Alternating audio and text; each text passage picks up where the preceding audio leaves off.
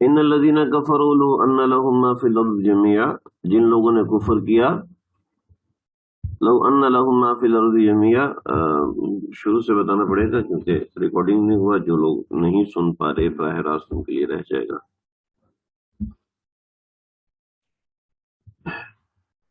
پچھلی آیت مبارکہ اور اس آیت مبارکہ کا جوڑ یہ ہے کہ پیچھے اللہ رب العزت نے عذاب کا ذکر فرمایا، عذاب کا ذکر فرمانے کے بعد اللہ رب العزت نے آگے نصیحت فرمائی، نصیحت فرمائی اس کا جوڑ میں نے بتا دیا تھا۔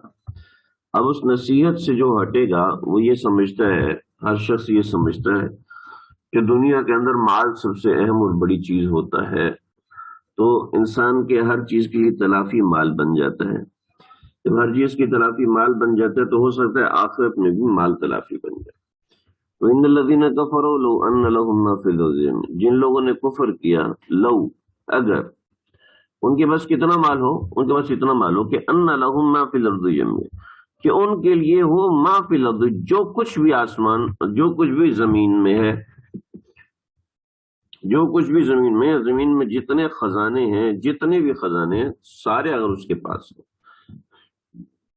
زمین کے اوپر جتنے خزانے ہیں، جیسے فصلیں ہیں، درخت ہیں، پہاڑ ہیں، ان میں معدنیات ہیں، ان کے اندر ہیرے جواہرات ہیں، ان کے اندر بہت سے سامان تجارت ہیں، ان کے اندر بے شمار کروڑوں اربوں خربوں چیزیں ہیں۔ میری اس پہاڑوں کے حوالے سے بات ہوئی، ہماری مسجد میں ایک صاحب اعتکاف بیٹھے تھے، تو انہوں نے کہا کہ ہم مائننگ کرتے ہیں، یعنی ہم پہاڑوں کو کھودتے ہیں اور ان میں کام کرتے ہیں۔ تو وہ جو کام کرتے تھے تو انہوں نے بتایا کہ پہاڑ کے اندر اللہ نے ہر چیز رکھی ہے، کہ ہماری جو دوائیاں بنتی ہیں ان کا 70% حصہ پہاڑوں سے آتا ہے۔ دوائی کے اندر ایک بڑا حصہ جیلیٹن کا جو کہ ہڈی سے حاصل کیے جاتے ہیں، لیکن اس کے علاوہ بھی بہت سی چیزیں ہوتی ہیں جو کہ اس میں چلتی ہیں، اور پہاڑوں سے بھی ایسی بے شمار چیزیں جو جیلیٹن کا متبادل ہے، اس طرح کی چیزیں نکلتی ہیں۔ چلیں ایک بات مجھے یاد آ رہی ہے، سنا دوں۔ میرے ایک استاد تھے، انہوں نے ان کی کراچی کے اندر ڈائمنڈ کی شاپ تھی، تو یہ اور ان کے بڑے بھائی مل کے ڈائمنڈ جو ہے وہ سیل کرتے تھے۔ اور آپ کو پتہ ہی ہے کہ ڈائمنڈ جو ہے، یہ میں آپ کو بتا رہا ہوں، سمجھ لیں 2001 سے لے کے 5-10 کے درمیان کی بات۔ اس زمانے میں کروڑوں کا ڈائمنڈ ان کا سیل ہوتا تھا مہینے کے اندر، بڑی بکری تھی۔ تو ایک مرتبہ ایسے ہوا کہ ایک پارٹی آئی اور انہوں نے کہا کہ ہم ہاکس بے پہ ہم نے ہٹ لیا ہوا ہے، اور آپ یہاں پہ آئیے اور ہمیں سیمپل دیجیے۔ میں نے کہا ٹھیک ہے۔ اب جو ڈائمنڈ کے سیمپلز ہوتے ہیں نا، وہ بہت ہی بڑے اور اس طرح کے سیمپلز ہوتے ہیں، اور وہ سیمپلز بھی کروڑوں کے ہوتے ہیں۔ تو یہ لے کے گئے، تو ان کے بڑے بھائی وہ سیمپل لے کے گئے اور وہاں پہنچے ہیں، تو انہوں نے ان کو گھیر گھار کے ان سے سیمپل چھینے اور بڑے بھائی کو شہید کر دیا، قتل کر دیا۔ وہ سیمپل لے کے بھاگ گئے۔ اب ان کو پتہ چلا، یہ بڑے پریشان اور اداس ہوئے، لیکن کیا کرتے، کام ایسا ہے، اس کام کے اندر پھنس گئے اور سب کچھ تباہ ہو گیا۔ اب کیا ہوا، اب انہوں نے کیا کیا، انہوں نے اپنا کام بڑھاتے تھے تو ڈائمنڈ جو حاصل کیا جاتا وہ پہاڑوں سے حاصل کیا جاتا۔ تو انہوں نے گلگت کے اندر ایک پہاڑ کرائے پہ لیا، کرائے پہ لیتے ہوتے، اور وہ جو لیا تھا پہاڑ، وہ تقریباً لیا تھا انہوں نے کوئی 20 سے 25 کروڑ میں۔ تو اب 20 سے 25 کروڑ میں کرائے پہ لیا، یہ 8 پارٹنر تھے، اور انہوں نے وہاں پہ تلاش کیا کرتے رہے، اور بہت سا مال ملا، جو کروڑوں کا مال تھا وہ مال لیا انہوں نے، اور لے کے اسلام آباد آئے۔ ان کے باقی 8 پارٹنر بھی ساتھ تھے۔ جب یہ صبح اٹھے ہیں تو ان کے باقی 8 پارٹنر مال لے کے غائب ہو چکے تھے۔ اب بیچارے کیا کرتے ہیں کہ وہاں سے نکلے، قانونی کارروائی جو بھی وہ کر سکتے ہیں، کروڑوں والے آدمی ہیں، لیکن ظاہر بات ہے سامنے بھی وہی پارٹی ہے۔ اب یہ پھنس گئے۔ اب جن سے پہاڑ کرائے پہ لیا تھا وہ ان کو کچھ ایڈوانس دیا تھا، بقیہ پیسے کے ذمے تھے، انہوں نے اس کو پکڑا کیونکہ عالم دین تھے اور نیک انسان تھے، لوگ بھروسہ کرتے تھے، اعتماد کرتے تھے، ان کو پکڑا اور ان کو پکڑ گئے لے گئے۔ اب ادھر سے بھائی کی ڈیتھ ہو گئی ہے، ادھر سے جنہوں نے پکڑا ہے انہوں نے دکان لی اور دکان لے کے دکان پہ قبضہ کیا اور سارا مال قبضہ کر لیا، لیکن پھر بھی پیسے بچتے تھے، تو ان کو وہی گلگت کی ایک جیل میں رکھ لیا۔ 6 مہینہ یہ جیل، 9 مہینہ یہ جیل میں رہے۔ جیل کے اندر یہ عالم دین تو تھے، تو درس قرآن دیتے، درس حدیث دیتے اور اس طرح کے معاملات کرتے تھے۔ ان کے درس قرآن وغیرہ سے متاثر ہو کے ایک ڈاکو وہاں کا تھا، اور اس ڈاکو نے کچھ عرصے کے بعد آیا اور دوبارہ جیل میں رہا۔ کہتا ہے جیل میں اس لیے رہتا ہوں تاکہ میرا دشمن مجھے مار نہ سکے، تو اس لیے جیل میں آ جاتا ہوں۔ تو کہا جی آپ بہت نیک آدمی ہیں وغیرہ وغیرہ، تو کیا مسئلہ ہے؟ اس نے بتایا سارا مسئلہ۔ تو اس نے جیل والوں سے بات کی، اس نے ان سے کچھ پیسے دے کے 35-36 لاکھ روپیہ دیا، ان کی جان چھوڑ گئی۔ یہ وہاں سے باہر نکلے ہیں تو جیل والے آپ کو پتہ کیسا سلوک کرتے ہیں۔ تو یہ سامنے نہر بہ رہی تھی، اس نہر کے اندر اترے، صاف ستھرا پانی تھا، اور نہائے اور اپنے آپ کو دھویا اور تسلی دی کہ اب دیکھتے ہیں آگے کیا ہوتا ہے۔ تو یہ جب باہر نکلے ہیں تو ایک پتھر پہ ان کا پاؤں آیا، کافی بڑا پتھر تھا، اس پہ پاؤں آیا، اور پاؤں آتے ہی ان کو پتہ چل گیا بھئی یہ تو جو ہے زمرد ہے۔ انہوں نے اس پتھر کو نکالا وہاں سے، اتنا بڑا پتھر تھا، کوئی ہوگا 30-40 کلو کا پتھر نکالا، اور سامنے ٹیکسی والے سے کہا کہ بھئی مجھے گلگت شہر میں لے کے چلو گے؟ اس نے کہا چلیں گے۔ ٹیکسی میں پتھر کو رکھا ہے اور اس سے بات کی، فائنل کرتے ہوئے اسلام آباد آ گئے۔ اسلام آباد آئے اور سب کچھ کیا، اور پھر وہاں سے کراچی پہنچے۔ سب کچھ ہونے کے بعد انہوں نے اپنی دکان بھی واپس لی اور اپنے جو قرضہ تھا وہ سارا اتارا، اور سر نو دکان قائم کی، اور اس کے بعد ابھی بھی اس جو زمرد ہے اس کا پیسہ چل رہا ہے، 10 سال گزر چکے۔ ان لہم ما فی الارض جميعا، ان لہم ما فی الارض جميعا، جو کچھ بھی زمین میں ہے۔ آپ دیکھیں صرف ایک چھوٹا سا پتھر ہے، ایک چھوٹا سا پتھر ہے جس نے زندگی پلٹ کے رکھ دی۔ لو ان لہم ما فی، جو کچھ زمین میں تو وہ کتنا کچھ ہوگا۔ ومثلہ معہ، اتنا ہی نہیں بلکہ زمین کے اندر جو کچھ ہے اسی طرح کا اور بھی اس کے پاس ہو، لیفتدوا بہ، تاکہ وہ اس کے عوض میں لے سکے، من عذاب یوم القیامہ، قیامت کے عذاب سے بچنے کے لیے۔ ما تقبل منہم، ان سے قبول نہیں کیا جائے گا، ٹھیک ہے جی، ان سے بالکل قبول نہیں کیا جائے گا۔ وَلَهُمْ عَذَابٌ عَلِيمٌ، ان کے لیے دردناک عذاب ہے۔ دیکھو جی، دنیا کے اندر یہی مال اتنی بڑی دولت ہے، اتنی بڑی دولت ہے کہ میرا اور آپ کا تصور وہاں پر نہیں جاتا جتنی بڑی دولت یہ مال ہے۔ میرا آپ کا وہم و گمان بھی اس طرف نہیں جاتا کہ یہ مال کتنی بڑی فضیلت کا حامل ہے جب اس مال کو صدقہ کیا جائے۔ یہ مال کا صدقہ اللہ کے ہاں اس قدر بڑی چیز ہے کہ اس سے بڑی چیز میرے علم میں نہیں ہے سوائے ذکر اللہ کے۔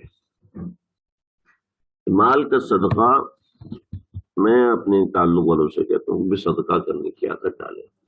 صدقہ کرنا بہت بڑی دولت ہوتی ہے۔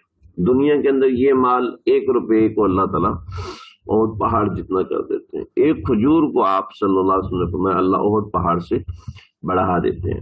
تو دنیا کے اندر یہ اتنی بڑی چیز ہے۔ دیکھیں ایک چھوٹی سی بات بتاؤں، آگے آ رہی ہے ایک آیت، السارق والسارقۃ، میں وہیں پر بتاؤں گا انشاءاللہ۔ یریدون، یہ لوگ چاہیں کہ ان یخرجوا من النار، کہ یہ لوگ آگ سے نکلیں، وما هم بخارجین منها، لیکن وہ آگ سے نہیں نکل سکیں گے، ولہم عذاب مقیم، ان کے لیے قائم رہنے والا عذاب ہے۔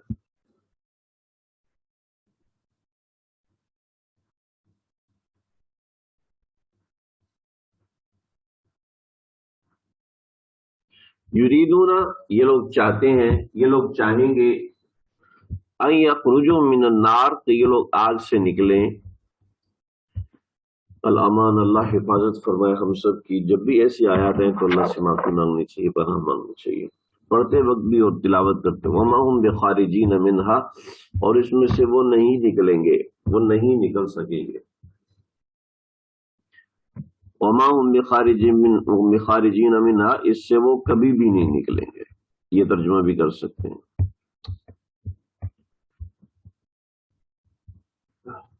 وَلَهُمْ عَذَابٌ مُقِيمٌ، ان کے لیے قائم رہنے والا عذاب ہے، دائمی عذاب ہے، دائمی۔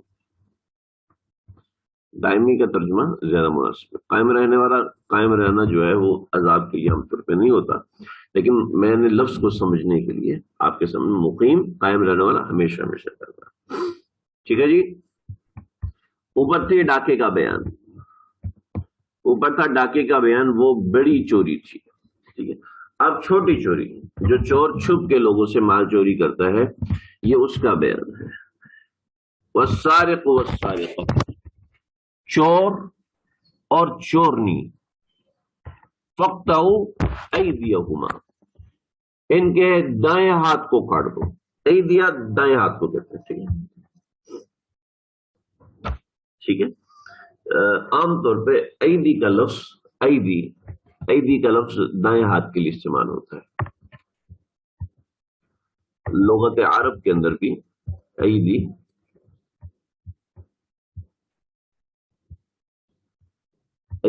یہ دائیں ہاتھ کے لیے استعمال، اس عربی میں لفظ ید کہتے ہیں ہاتھ کو، ید ہاتھ کو کہتے ہیں۔ سارق والسارقۃ، چور اور چورنی، فاقطعوا ایدیہما، ان کے دائیں ہاتھ کو کاٹ دو، جزاء بما کسبا، جو کسب کہتے ہیں کمائی کو، کسب کہتے ہیں عمل کو، کسبا، یہ کسبا دونوں کی طرف منصوب ہے، جزاء بما کسبا، یہ نتیجہ ہے اس چیز کا جو انہوں نے کسب کیا، نکالا من اللہ، اللہ کی طرف سے سزا ہے۔ اتنی مضبوط بات ہے یہ، نکالا من اللہ، نکالا من اللہ مطلب اللہ کی طرف سے سزا ہے، اور اللہ کی طرف سے بتائی ہوئی سزا تبدیل نہیں ہوتی، اللہ کی طرف سے بتائی ہوئی حد ہے یہ، ٹھیک ہے۔ حد کبھی تبدیل نہیں ہوتی کیونکہ اس کو اللہ نے متعین کیا ہے۔ بعض حضرات نے پہلے اس آیت کے ترجمے کو سمجھ لیں۔ سارق والسارقۃ فاقطعوا ایدیہما جزاء بما کسبا نکالا من اللہ، السارق والسارقۃ، چور اور چورنی، فاقطعوا ایدیہما، ان دونوں کے ہاتھ کاٹ دو، جزاء بما کسبا، یہ جزا ہے اس کام کی جو انہوں نے غلط کیا، نکالا من اللہ، اور سزا ہے اللہ کی طرف سے۔ یہ اور لفظ میں نے اپنی طرف سے بولا سمجھانے کے لیے، نکالا من اللہ، سزا ہے اللہ کی طرف سے۔ واللہ عزیز حکیم، اور اللہ تعالیٰ کا کوئی بھی حکم جو ہے اس طرح کا، یہ غلبے پر ہے، غلبہ پر ہے اور حکمت پر ہے۔ اللہ عزیز حکیم، اللہ تعالیٰ خوب غالب ہے اور خوب حکمت والا ہے۔ لیکن یہ اللہ کا حکم جو ہے وہ غلبے کے اوپر ہے، یعنی حاکم کو سزا دینے کے اندر غلبہ ہونا چاہیے، غلبہ ہوگا تو وہ سزا دے سکے گا، ورنہ اس کی سزا کی وجہ سے ملک کے اندر بدامنی پیدا ہو سکتی ہے۔ یہ بڑا زبردست مضمون اس آیت کے اندر ہے، اس کو ذرا سمجھیں۔ السارق والسارقۃ فاقطعوا ایدیہما جزاء بما کسبا، ہاتھ کاٹ دو جی، ہاتھ کاٹ دو۔ ہوئے ہوئے ہوئے ہوئے ہوئے، کتنا وحشیانہ قانون ہے، کتنا ظالمانہ قانون ہے۔ ہو سکتا ہے ہمارے پاکستان کے لوگوں کو پریشانی ہو رہی ہے جملہ سنتے ہوئے لیکن وہ لوگ جو کہ پاکستان سے باہر رہتے ہیں ان سے ذرا پوچھئے کہ وہاں پر ایک کامن قسم کا سوال ہے یہ، حتیٰ کہ ہمارے بہت سے مسلمان بھی ایسے ہوتے ہیں جو خود بھی ان اشکالات کا شکار ہو جاتے ہیں ان کفار کی باتوں کو سن سکتے، یہ ہاتھ ہی کاٹ دیا جائے، جب ہاتھ کاٹ دیا جائے گا تو معذور ہو جائے گا، جب معذور ہو جائے گا تو آگے کچھ کرنے کے قابل ہی نہیں رہے گا نا جی، آگے کچھ کرنے کے قابل ہی نہیں رہے گا۔ دیکھو فلاں آدمی ہے، پہلے چوری کرتا تھا، پھر وہ صحیح ہو گیا، اور صحیح ہونے کے بعد دیکھو اس نے کیسے کیا۔ ارے بھائی فلاں آدمی کی بات کیوں کرتے ہو بھائی، اپنی بات کرو نا۔ چلو ٹھیک ہے، فلاں آدمی پہلے چوری کرتا تھا اور اب بہت اچھا ہو گیا، آپ اپنی انویسٹمنٹ اس کے ہاتھ میں دیں، آپ دیجیے اپنی انویسٹمنٹ اس کے ہاتھ میں۔ ارے یہاں چور کو لوگ قتل کر دیتے ہیں، وہاں سب بتایا گیا کہ قتل نہیں کرنا، اس کا ہاتھ کاٹ دو، ایک بات۔ دوسری بات یہ ہے کہ چوری کوئی بہت ہی اچھا عمل ہے نا، جس کی سزا بڑی مہذبانہ ہونی چاہیے۔ بے ہاتھ کاٹنا تو غیر مہذبانہ عمل ہے، تو چوری بھی تو غیر مہذبانہ عمل ہے، ٹھیک ہے، چوری بھی تو غیر مہذب۔ آپ کو کہوں میں جی جراب آپ سر پہ چڑھائیں تو یہ صحیح ہوگا؟ غلط ہوگا نا۔ جب عمل غیر مہذبانہ ہے تو جب عمل غیر مہذبانہ ہے جب عمل غیر مہذب جب عمل غیر مہذبانہ ہے تو سزا بھی تو غیر مہذبانہ ہونی چاہیے، اور اللہ نے وہی تو سزا دی۔ ارے بھائی ہمارے محلے کے اندر ایک فیملی ہے، اس فیملی نے زندگی بھر محنت کی کرتے گئے اور ایک گاڑی خریدی، اور انہوں نے کچھ بچی کے لیے زیور تیار کیا، بچی کی شادی کرنی تھی، وہ کچھ پیسے تھے، اور یہ لوگ شاپنگ کرنے کے لیے گئے ہیں، پیچھے سے آئے اور گاڑی بھی لے گئے، زیور بھی لے گئے، پیسے بھی لے گئے۔ کیا ہوا کہ بچی کے باپ کو اس دیکھ کے صدمہ لگا، ہارٹ اٹیک آیا، اور وہ جناب ہسپتال میں ایڈمٹ ہو گیا، جتنے پیسے تھے وہ سارے اس میں لگ گئے، اور جس صاحب نے یہ چوری کی، آپ کہتے ہیں نہیں، اس کے ساتھ طرز کا معاملہ کرنا چاہیے، اس کو معاف کرنا چاہیے، نہیں وہ بہت بیچارہ معذور ہو جائے گا تو کیا کرے گا۔ آپ کہہ رہے ہیں کہ نہیں جی اس کو تو ایسی سزا نہیں ملنی چاہیے۔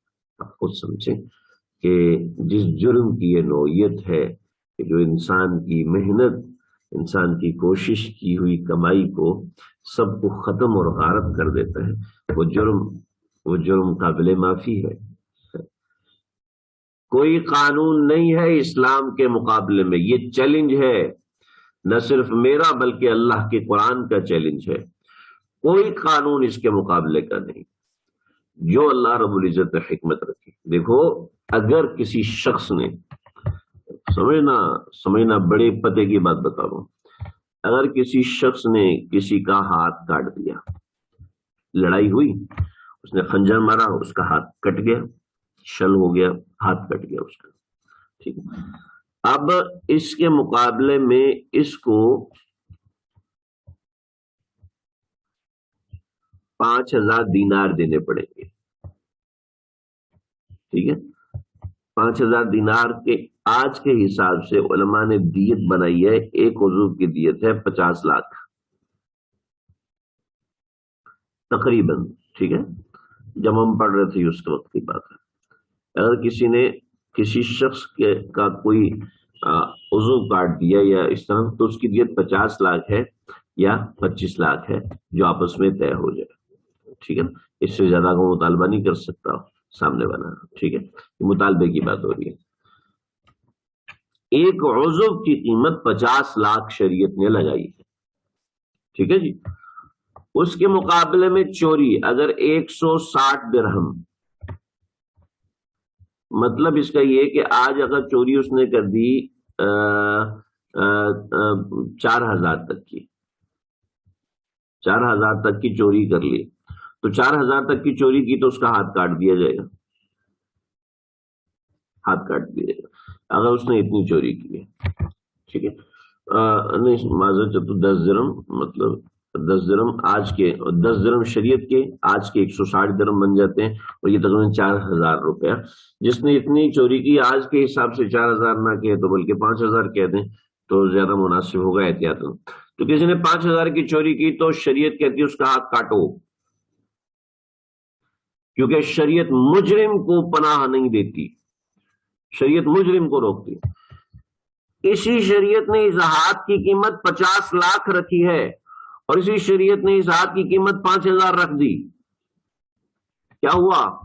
جب یہ ہاتھ قیمتی تھا تو اس کی قیمت 50 لاکھ تھی، اب یہ ہاتھ اپنے آپ کو برباد کر چکا ہے، لہذا اس کی قیمت 5000 کر دی اللہ نے۔ یہ اپنا تقدس برباد کر چکا ہے، اور شریعت تقدس کا نام ہے، شریعت تقدس سکھاتی ہے، شریعت مقدس بننے کا کہہ رہی ہے۔ کون کہتا ہے ہاتھ کاٹو؟ چوری نہ کرو، تمہارا ہاتھ کبھی بھی نہیں کٹے گا۔ چوری نہ کرو، تمہارا ہاتھ کوئی کاٹ دے تو اپنے ہاتھ کے عوض 50 لاکھ روپے لے لینا، لیکن اگر چوری کرو گے تو اپنا ہاتھ 5000 کے عوض بھی کٹوا دو گے۔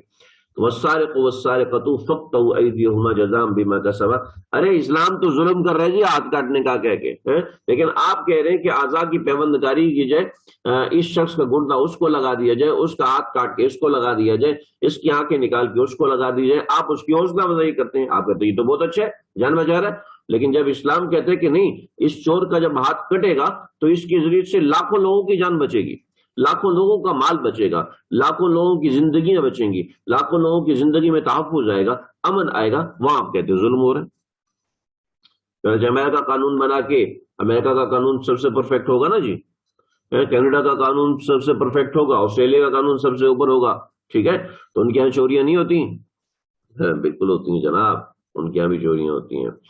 لیکن آپ دیکھیں افغانستان کے اندر جب قطع ید کا مسئلہ آیا تھا سن 1996 سے لے کے 2001 افغانستان میں شریعت نافذ رہی، ٹھیک ہے، تو ان 5 سالوں میں صرف 5 چوریاں ہوئی ہیں، وہ بھی شروع کے چند مہینوں میں، اس کے بعد ختم۔ سمجھ رہے جی؟ ابھی میرے ساتھی کابل میں رہتے ہیں، آپ حیران ہوں گے کہ کابل کے اندر رات عشاء کے بعد نکلنا ممکن نہیں تھا، کندھار کے اندر رات عشاء کے بعد نکلنا ممکن نہیں تھا۔ میرے ساتھی کابل میں رہتے ہیں اور ایک دوسرے میرے بھائی کے ساتھی ہیں وہ کندھار میں رہتے ہیں، عشاء کے بعد نکلنا ممکن نہیں تھا۔ صبح 9 بجے کے بعد اگر کسی نے دکان کھولی تو اس کی دکان لوٹی جائے گی، 12 بجے دکان کھلتی تھی کہ فوجیں آتی تھی، وہ کھڑی ہوتی تھی، پھر ہم اپنا بازار کھولتے تھے، اور 6 بجے بازار بند کرنا ضروری تھا، اتنی زیادہ پریشانی تھی۔ یعنی کہ ابھی رات بھر دکانیں کھلتی ہیں، ابھی رات بھر دکانیں کھلتی ہیں، نماز کے لیے جاتے ہیں، دکان پہ کوئی نہیں ہوتا، مجال ہے کہ ایک چوری ہو جائے۔ جب سے طالبان کی حکومت آئی ہے کہ صرف 2 بندوں کے ہاتھ کاٹے ہیں، 2 چوروں کے ہاتھ کاٹے ہیں، اس کے علاوہ کچھ نہیں کیا ہے، اور یہ ایک نظم ہے شریعت کا کہ اس کے بعد سے ابھی تک کابل میں چوری نہیں ہوئی، پورے کابل میں صرف 2 بندوں کو، پورا کابل کتنا، کراچی سے زیادہ بڑا کابل کا ایریا ہے، البتہ آبادی کم ہے لیکن ایریا کراچی سے بڑا، اتنا بڑا کابل ہے، اور کیا ہے، جب اسلام نافذ ہے تو اس کی اپنی برکات ہوتی ہیں۔ صرف 2 چوروں کے ہاتھ کاٹے ہیں، اور چوتھا مہینہ ہونے کو ہے، ایک چوری بھی نہیں ہوئی، حتیٰ کہ دکانیں کھلی ہوئی ہیں، اور پہلے کوئی گاڑی نہیں نکال سکتا تھا، عشاء کے بعد نکلنا ممکن نہیں، مغرب کے بعد کوئی بڑے بہادر لوگ ہوتے تھے تو وہ نکلا کرتے تھے۔ ابھی سمجھو تو صحیح اسلام کے نافذ کردہ جو سزائیں ہیں وہ کتنی بڑی ہیں۔ ہاں البتہ چور پکڑا نہیں گیا، اس نے توبہ کر لی، فمن تاب من بعد ظلمہ، جس نے توبہ کر لی اپنے ظلم کے بعد، واصلح، اور اصلاح کر لی، یعنی اپنا مال وغیرہ جو تھا لیا تھا واپس کر دیا، فإن اللہ یتوب علیہ، تو اللہ توبہ کو قبول کرنے والے ہیں، ان اللہ غفور رحیم، اللہ تعالیٰ معاف کرنے والے، رحم کرنے والے ہیں۔ دیکھو جی، اگر کسی شخص نے چوری کی ہے اور چوری کرنے کے بعد پکڑا نہیں گیا، اگر تو پکڑا گیا ہے اب اس کا ہاتھ کٹے گا، بھلے سے مال واپس کرے یا نہ کرے، کیونکہ اللہ کی بیان کرتا سزا وہ کبھی معاف نہیں ہوتی۔ آپ علیہ الصلوۃ والسلام وہ رو رہے تھے چور کا ہاتھ کاٹنے کے بعد، صحابی نے کہا رسول اللہ آپ کیوں رو رہے ہیں؟ کہا چور کا ہاتھ کٹا ہے کیوں نہ رو؟ کہا رسول اللہ آپ نہ کاٹتے؟ کہا اللہ کا حکم کیسے تبدیل کر سکتا ہوں؟ اچھا اب یہ کیا مسئلہ ہے؟ ایک طرف کہہ رہے ہاتھ کاٹ دو، ایک طرف کہہ رہے ہیں اگر اس نے مل کے توبہ کر لی تو معاف کرو۔ کیوں؟ علم تعلم، اس لیے کہ تم جانتے نہیں ہو ان اللہ لہ ملک السماوات، اللہ تعالیٰ بادشاہ ہے، اور بادشاہ کو اختیار ہے پھانسی کی سزا بھی معاف کر دے، بادشاہ کو اختیار ہوتا ہے، وہ قوانین سے مبرہ ہوتا ہے۔ یعذب من یشاء، جس کو چاہے عذاب دے، ویغفر لمن یشاء، جس کو چاہے معاف کرے۔ اس میں بھی وہی بات جو میں نے پیچھے بتائی تھی کہ دیکھو کہ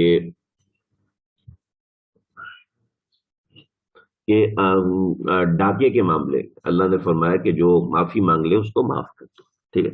ایسے چوری کے معاملے میں کہا جو خود چور معافی مانگ لے اس کو معاف کر دو، ہاں البتہ پکڑا گیا تو آپ اس کی معافی نہیں۔ واللہ علی کل شیء قدیر، اور اللہ ہر چیز پر قادر ہے۔ تو یہ ہماری بات مکمل ہوئی۔ میں نے پیچھے ایک بات ذکر کر رہا تھا کہ مال کے صدقے کے حوالے سے کہ مال پوری زمین صدقہ کر کے تمہاری مغفرت نہیں ہو سکتی، لیکن یہاں چند روپے دنیا میں صدقہ کرو تو معافی ہونے کا امکان ہے۔ وہ کیا ہے؟ وہ یہ ہے کہ دیکھو پہلے اس مال کی قیمت یہ ہے، آج ہم 1 روپیہ دے رہے ہیں، وہ 50 لاکھ کے برابر کریں یا 50 کروڑ کے برابر کریں یہ اللہ کی مرضی ہے، لیکن بعد میں اس مال کی ویلیو کچھ بھی نہیں رہے گی۔ آخرت کے اندر اس مال کی ویلیو کچھ بھی نہیں رہے گی، وہاں جتنا مرضی صدقہ کر لو ذرہ برابر نجات نہیں ہے، لیکن یہاں پر یہ چیز ہے۔ اللہ تعالیٰ سمجھنے کی عمل کرنے کی توفیق عطا فرمائے۔ بھئی آپ حضرات کو اگر کوئی سوال ہوتا ہے سبق کے درمیان پھر بات سمجھ میں نہیں آ رہی تو میں نے چیٹ سیکشن آن رکھا ہوتا ہے، مجھے بھول جاتا ہے، آپ لوگ اس میں لکھ کے سوال کر سکتے ہیں، کمپوز کر کے سوال کر سکتے ہیں اور میں اسی وقت جواب دے دوں گا۔ لیکن اگر پھر بھی نہ ہو تو مجھے واٹس ایپ پر آپ سوال بھیج سکتے ہیں، میں سوال کا انشاءاللہ جواب دوں گا۔ اللہ تعالیٰ مجھے آپ کو ہم سب کو سمجھنے کی عمل کرنے کی توفیق عطا فرمائے۔ وآخر دعوانا الحمدللہ رب العالمین۔